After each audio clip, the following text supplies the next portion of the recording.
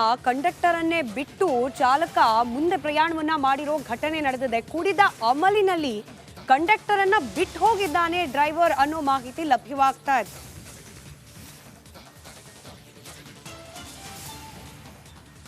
ಬೆಳಗಾವಿ ಜಿಲ್ಲೆ ರಾಯಭಾಗದ ಮುಗಳಖೋಡದಲ್ಲಿ ನಡೆದಿರುವ ಘಟನೆ ಇದು. ಇನ್ನು ಇದೇ ಚಾಲಕ ಮಹಿಳೆಗೆ ಬಸ್ ಅನ್ನು ತಾಗಿಸಿದ ಅನ್ನೋ ಆರೋಪ ಕೂಡ ಇದೆ. ಕೂಡಲೇ ಸ್ಥಳೀಯರಿಂದ ಬಸ್ ಚಾಲಕನಿಗೆ ತರಾಟೆ ತೆಗೆದುಕೊಳ್ಳಲಾಗಿದೆ. ಬಸ್ ಸೈಡ್ಗೆ ಹಾಕುವಂತೆ ಸ್ಥಳೀಯರು ಒತ್ತಾಯಿಸಿದ್ದಾರೆ. ಈ ಸಂದರ್ಭದಲ್ಲಿ ಬಸ್ ಸೈಡ್ಗೆ ಹಾಕ್ತಾ ಇದ್ದಂತೆ ಚಾಲಕನ ದುರ್ವರ್ತನೆ ಬಗ್ಗೆ ಗೋಕಾಕ್ ಬಸ್ ಡಿಪೋಗೆ ಮಾಹಿತಿಯನ್ನ ಕೂಡ ನೀಡಲಾಗಿದೆ.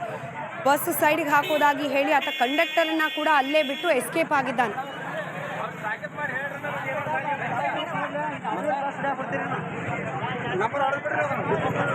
ಹೊಡೆದಾರ ಈಗ ಇವ್ರು ಸರ್ ಡಿಪೋ ಮ್ಯಾನೇಜರ್ ಫೋನ್ ಹಚ್ಚಿ ಮಾತಾಡ್ಯಾರಿ.